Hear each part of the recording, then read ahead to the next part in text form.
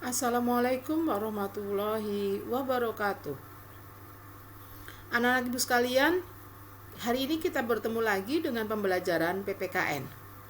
Sebelum kita melanjutkan, mari kita berdoa terlebih dahulu agar pembelajaran ini berjalan dengan lancar.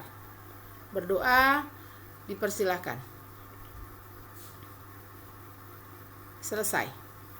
Terima kasih anak-anak ibu sekalian yang sudah berdoa dan siap untuk mengikuti pembelajaran PPKN. Anak-anak ibu, untuk hari ini materi yang akan ibu berikan adalah mengenai sistem hukum dan peradilan nasional. Materi ini akan dibagi dua sesi. Yang sesi pertama saat ini adalah mengenai sistem hukum itu sendiri secara umum. Nanti akan dilanjutkan untuk minggu depan, yaitu membahas mengenai peradilan nasional. Baiklah, kita akan bahas satu persatu. Sistem hukum nasional. Hakikat hukum itu secara umum adalah seperangkat aturan yang mengatur tingkah laku manusia dalam kehidupan bermasyarakat.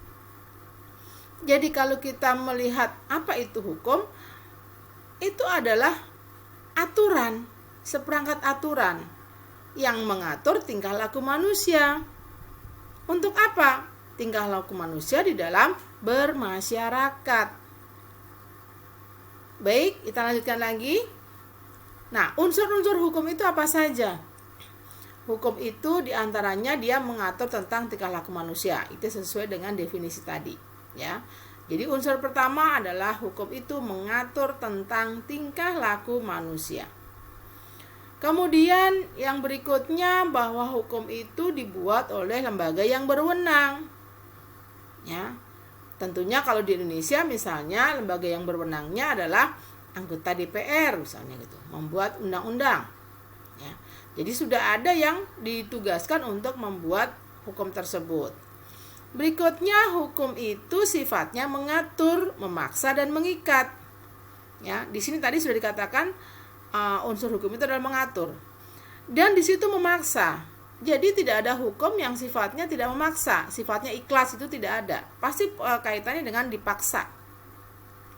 Dan mengikat terhadap orang-orang yang menjadi anggota di dalam negara tersebut. Ya, jadi mengikatlah orang-orang yang menjadi anggota negara itu. Berikutnya unsur hukum adalah sanksinya tegas dan nyata. Jadi dalam pembuatan hukum itu atau perundang-undangan itu sudah ada sanksi-sanksinya, sehingga kita bisa melihat jelas sanksinya apa, sanksinya tegas dan nyata ada gitu, bukan hanya dalam bentuk angan-angan. Baik, kita lanjutkan lagi ciri-ciri hukum. Ya, ciri-ciri ini akan membedakan antara hukum dengan yang lainnya. Jadi ini ciri-ciri. Ya. Yaitu ciri-cirinya hukum itu pasti ada perintah dan larangan. Jadi isi dari hukum itu lebih kepada perintah dan larangan. Itu ciri-cirinya. Jadi dapat kita lihat kalau itu perintah dan larangan ya itu merupakan ciri-ciri hukum. Berikutnya tujuan adanya hukum. Jadi hukum itu dibuat tujuannya untuk apa gitu. Yang jelas yang pertama mencegah perilaku sewenang-wenang. Ya. Jadi di sini mengatur agar manusianya berperilaku tidak sewenang-wenang, tidak sesuka hatinya, ya, tetapi mengikuti aturan yang ada. Kemudian kalau perilakunya sudah diatur tidak sewenang-wenang, maka akan menciptakan suasana damai dan tertib antara satu orang dengan orang lain dengan mengikuti aturan, mengikuti hukum, ya, mematuhi hukum, maka akan tercipta suasananya damai dan tertib. Kemudian berikutnya tujuannya melindungi kepentingan masyarakat. Jadi hukum itu bukan hanya sekedar membuat aturan, tapi dalam rangka melindungi kepentingan daripada masyarakat banyak. Ya, tadi sepertinya untuk menciptakan suasana damai itu kan untuk masyarakat. Ya. Kemudian yang terakhir adalah memberikan kepastian hukum. Artinya kita mematuhi aturan itu ada kepastian hukumnya, ada aturan-aturannya. Jadi tidak hanya kita mengatakan sesuai dengan aturan, tapi aturannya itu sebenarnya tidak ada. Dia memberikan kepastian hukum. Baiklah, kita lanjutkan lagi. jenis-jenis penggolongan hukum. Jadi hukum itu dapat digolongkan menjadi beberapa. Ini ada 9 poin yang akan kita bahas satu persatu. Yang pertama, penggolongannya berdasarkan sumbernya. Jadi hukum itu sumbernya dari mana saja gitu. Pertama dari undang-undang negara yang bersangkutan. Itu sebagai sumber hukum pertama dalam hukum. Ada berikutnya adalah kebiasaan. Kebiasaan ini adalah yang sudah memang aturan yang biasa dilakukan akan tetapi tidak dituliskan, maka namanya menjadi kebiasaan. Jadi kebiasaan ini pasti kebiasaan yang baik, kebiasaan yang bagus, sehingga dilakukan terus menerus meskipun dia tidak dituliskan. Contohnya pidato presiden dalam rangka menyambut HUT proklamasi. Itu setiap tahunnya akan ada pidato presiden. Kalau dicari sumber hukumnya tertulisnya, tidak ada. Tapi itu merupakan suatu kebiasaan yang dilakukan terus-menerus.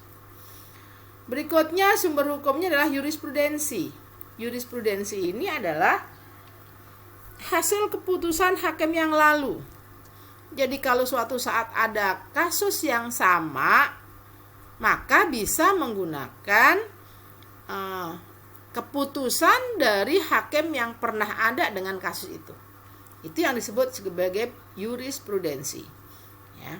Jadi mungkin ada beberapa kasus yang sebenarnya belum masuk di dalam aturan KUHP-nya, akan tetapi sudah pernah dilakukan oleh hakim terdahulu karena memang kasusnya belum masuk. Nah, ini bisa digunakan sumbernya. Jadi jurisprudensi.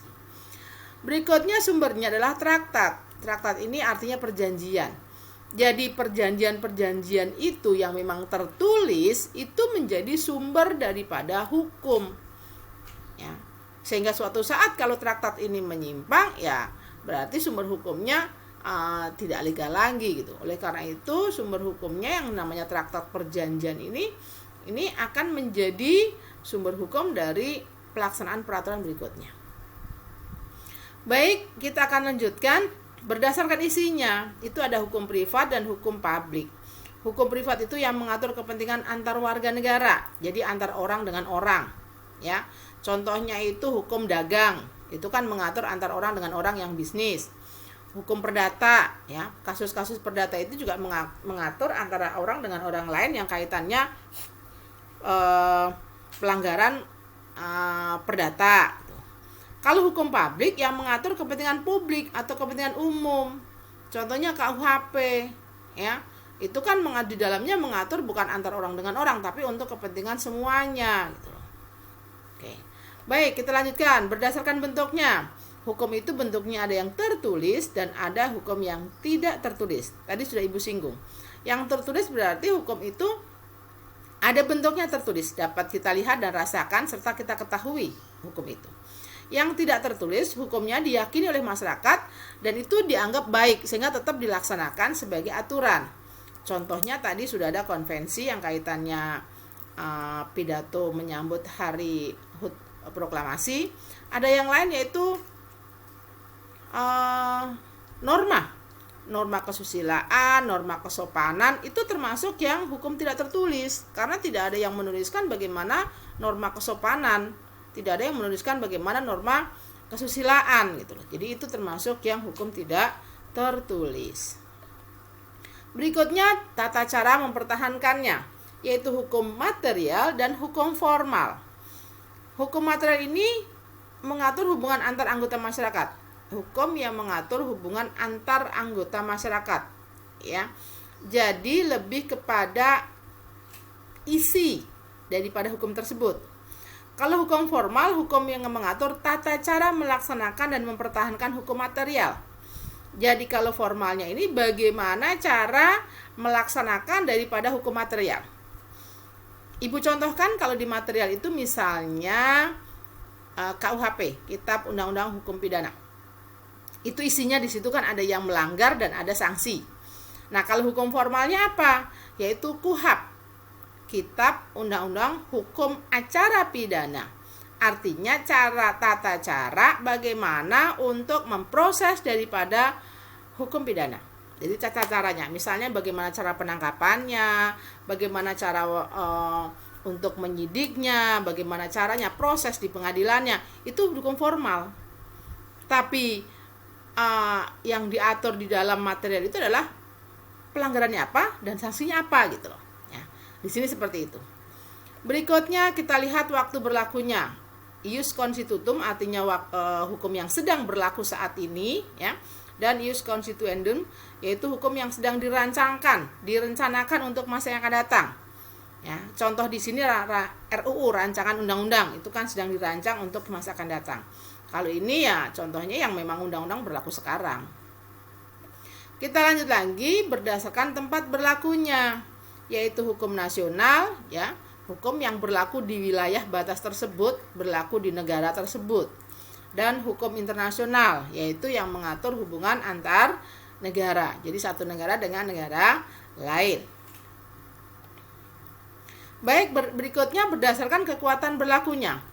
Hukum yang sifatnya memaksa dan hukum yang sifatnya mengatur. Ya. Di sini aturan hukum yang dalam keadaan konkret menjadi prioritas untuk dilaksanakan. Jadi dipaksa untuk melaksanakan peraturan-peraturan yang sudah dituliskan, ya, konkret memaksa. Kalau yang mengatur aturan hukum yang dapat dikesampingkan para pihak yang bersangkutan. Jadi dia hanya mengatur tapi bisa dikesampingkan karena sifatnya mengatur. Tapi kalau yang memaksa ini ya dia konkret harus dilaksanakan. Berikutnya berdasarkan wujudnya. Ada hukum objektif, ada hukum subjektif. Kalau hukum objektif itu lebih menekankan kepada substansi, ya, isi dari hukum itu. Kalau subjektif berkaitan dengan hak dan kewajiban seseorang yang diperoleh berdasarkan hukum objektif yang berlaku. Maksudnya, kalau ini mengenai isi dari hukum tersebut, misalnya tadi KUHP kan isinya pelanggaran dan sanksi. Nah, kalau subjektifnya adalah ketika orang itu melanggar, maka orang itu menjadi di sini punya hak dan kewajiban. Bagaimana hak dan kewajiban dari orang yang disangkakan gitu. Jadi sebenarnya hukum subjektif ini adalah akibat dari hukum objektif. Berikutnya berdasarkan luas berlakunya ada hukum umum. Ini sudah disebut hukum umum, ya berarti hukumnya berlaku untuk semuanya gitu loh. Dan hukum khusus ini dibuat hanya berlaku untuk aspek atau golongan tertentu yang memang sifatnya adalah khusus, itu ya. Jadi ini untuk umum nih, orang sipil semua. Nah, ini bisa jadi untuk orang-orang yang golongan tertentu gitu ya, yang memang dia termasuk aspek dan golongan khusus. Anak-anak sekalian, materinya cukup sampai di situ. Silahkan kalian pelajari, kalian pahami, dan perlu kalian perdalam lagi mengenai contoh-contoh dari penggolongan hukum tersebut, ya. Nanti minggu depan ketemu lagi dengan Ibu dengan materi kita lanjutkan, yaitu peradilan nasional. Ibu tutup dengan bacaan hamdalah. Alhamdulillahirabbil alamin. Assalamualaikum warahmatullahi wabarakatuh.